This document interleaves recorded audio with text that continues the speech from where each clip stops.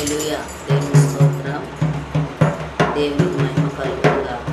ఒక పాట పాడి దేవుని నామాన్ని మహిమపరుచుకుందాం. హల్లెలూయా. ఏదైనా నీవే చేయగలవయ్యా, నా జీవితంలో యేసయ్యా.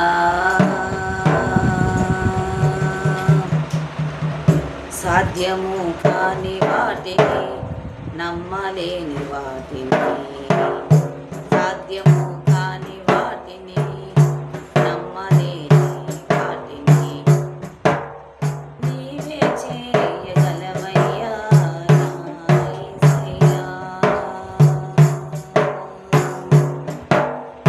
ఏదైనా నీవే చేయగలవయ్యా,